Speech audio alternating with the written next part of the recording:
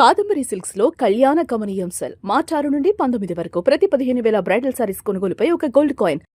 నమస్కారం అండి, సుమన్ టీవీకి స్వాగతం. నేను గీతాంజలి. ప్రస్తుతం మనతో పాటు ఉన్నారు ముక్కామల పీఠాధిపతులు శ్రీధర్ స్వామీజీ. వారితో మాట్లాడదాం. గురుగారు నమస్కారం అండి. శ్రీమాత్రే నమః. శ్రీమాత్రే నమః. ముందుగా మీకు పరాభవ నామ సంవత్సర ఉగాది శుభాకాంక్షలు. శుభాశిస్సులు. చాలా సంతోషం అండి, మీ ఆశీర్వాదాలు. అమ్మా. చాలా సంతోషం. ఉగాది అనగానే మీకు ఖచ్చితంగా తెలుసు ప్రత్యేకంగా నేను ఏం అడగబోతున్నాను అనేది. పంచాంగ శ్రవణం ఎంతో ఆసక్తిగా వినేస్తాం. గ్రహస్థితులు ఇవి అన్ని పక్కన పెట్టేస్తే నా రాశి బాగుందా, ఈ సంవత్సరం నేను బాగుంటానా, ఒకవేళ ఉద్యోగం అయినా గృహం అయినా ఇలా అన్ని రకాలుగా అడిగేస్తూ ఉంటాం. అదే మళ్ళీ మీ ముందు ఉంచుతున్నాను, ప్రేక్షకులు కూడా ఎదురు చూస్తూ ఉన్నారు. మరి ముందుగా గ్రహస్థితి తెలియచేస్తారా గురుగారు, ఆ తర్వాత ఇక ద్వాదశ రాశుల గురించి తెలుసుకుందాం.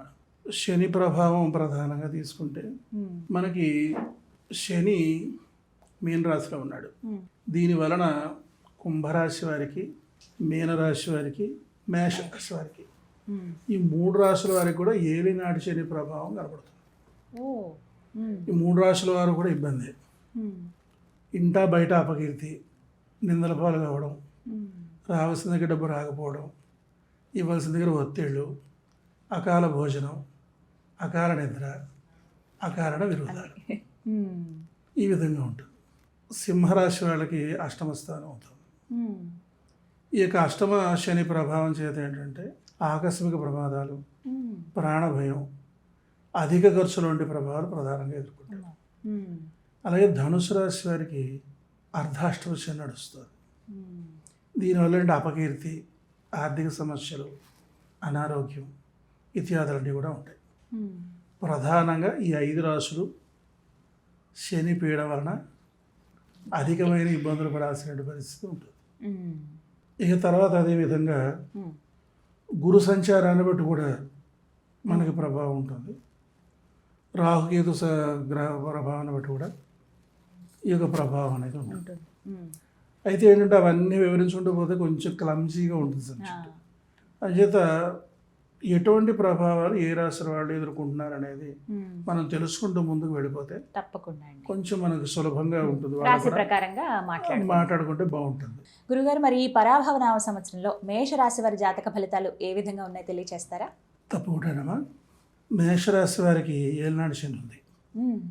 అంచేత ఏలినాడు శని యొక్క ప్రభావం అనేది వాళ్ళు అనుభవించాల్సిన పరిస్థితి ఉంది. అయితే ఈ మేషరాశి వాళ్ళు తీసుకుంటే ఆదాయం 11, వ్యయం 5గా కనబడుతుంది. అదేవిధంగా రాజపూజ్యం వచ్చేసరికి 2, అవమానం 4.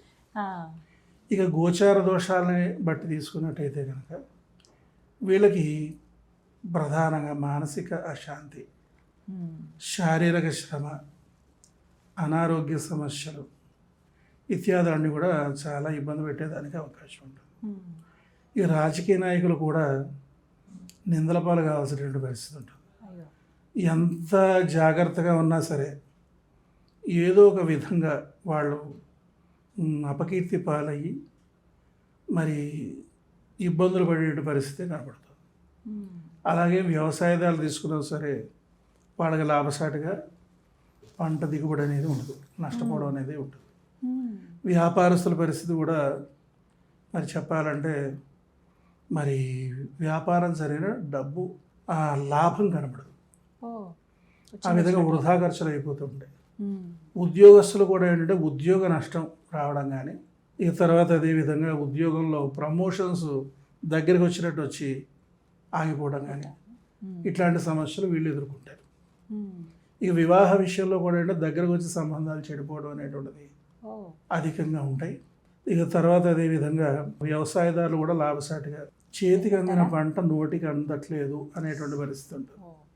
ఇక ముందుకు వెళితే నుయ్యి, వెనక్కిపోతే గొయ్యి అనేటువంటి పరిస్థితి ఉంటుంది. ఇక ఎదుటి వాళ్ళకి చెప్పుకోలేనటువంటి తీవ్రమైన సమస్యలు ఎదుర్కోవాల్సిన పరిస్థితి మేషరాశి వాళ్ళకి కనబడుతుంది. ఈ మేషరాశిలో ఎవరెవరు ఉన్నారు? అశ్విని నక్షత్రం 1, 2, 3, 4 పాదాల వాళ్ళు, భరణి నక్షత్రం 1, 2, 3, 4 పాదాల వాళ్ళు, కృత్తికా నక్షత్రం 1వ పాదం వారు మనకి ఇందులో ప్రధానంగా ఉంటారు. వీళ్ళందరూ కూడా ఇటువంటి ప్రభావాలు ఎదుర్కోవాల్సినటువంటి పరిస్థితి ఉంటుంది. అంచేది ఈ మేషరాశి వారు ఇక ప్రధానంగా తీసుకోవాలన్నట్టయితే కనుక పరిహారం. పరిహారం చెప్పాలంటే శని దోష పరిహారం కాళికాదేవికి, తర్వాత అదేవిధంగా తారాదేవికి, ధూమావతి దేవికి, చిన్నమస్తాదేవికి, వీళ్ళందరికీ కూడా చక్కగా జపం చేసుకోవడం, మహామంత్రం పూజ చేసుకోవడం, అవకాశం ఉంటే చక్కగా వీళ్ళు అభిషేకం చేసుకుని ఆ తల్లుల ఆశీర్వచనం తీసుకోవడం ద్వారా వాళ్ళు శాంతిని చేకూర్చుకోగలుగుతారు. చేత ప్రతినిత్యం కూడా ఈ దేవతామూర్తుల్ని ఉపాసించడం అనేది అన్ని విధాలుగా కూడా శ్రేయోదాయంగా మనం చెప్పుకోవచ్చు. ఇది మొత్తంగా ఇవి పాటిస్తే ఖచ్చితంగా కొంత ఊరట ఉంటుంది, అభివృద్ధిని కూడా సాధిస్తారమ్మా. ఎందుకంటే ఇక్కడ విశేషం ఏంటంటే మంత్రజపం కర్మక్షయం చేస్తుంది. కష్టాలు వచ్చినప్పుడు ఎక్కువ జపం చేయాలి. నాకు కష్టం ఇచ్చాడు భగవంతుడు, నేను ఏదో కూర్చొని కూర్చొని ఇంకెక్కువ అవుతాయి. అది ఎక్కువ కష్టాలు వచ్చినప్పుడు ఎక్కువ జపం చేసేసుకోవాలి. చాలామంది మేము 108 సార్లు జపం చేస్తాం, మా ఫలితం రాలేదు, అదేదో మేము చేయం మానేస్తాం అనకూడదు. ఇప్పుడు 300 చేయాలి. 300 చేసిన ఫలితం రాలేదు అంటే ఆ శక్తి సరిపోవట్లేదు అక్కడ. అప్పుడు 500 చేయాలి. ఇంకా బాగాలేదు, 1000 సార్లు చేయడమే. అలా పెంచుకుంటూ పోతే ఏమవుతుందంటే అక్కడ ఆ గ్రహ తీవ్రత అనేది తగ్గిపోతుంది. అంచేత ఈ విషయాన్ని దృష్టిలో పెట్టుకుని ముందు పెడితే మంచి విజయాలు సాధించుకోగలుగుతారు, ప్రశాంతంగా ఉండగలుగుతారు. చక్కగా వివరించారండి. ధన్యవాదాలు గురుగారు. శ్రీమాత్రే నమః.